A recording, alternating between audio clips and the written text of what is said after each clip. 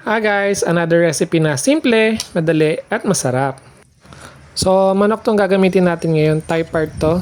So tinanggal ko lang yung buto sa gitna and then nilagyan ko lang ng salt, garlic powder, tsaka pepper. Kung wala kayong garlic powder, okay lang din. Then after natin i-mix, i-rest lang natin for 15 minutes.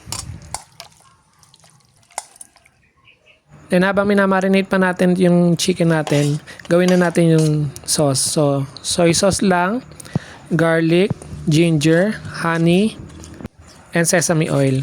Then mix lang. Konti ko na makalimutan, nilagyan ko rin ng salt.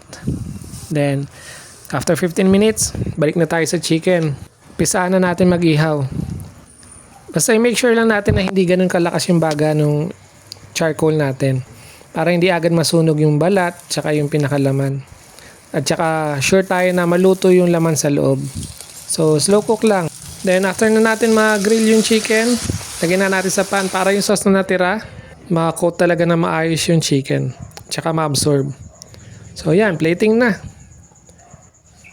Ilagyan ko lang yan ng sauce, sesame seed, tsaka garnish lang ng daon sibuyas. And that's it. Sana may natutunan ulit kayo.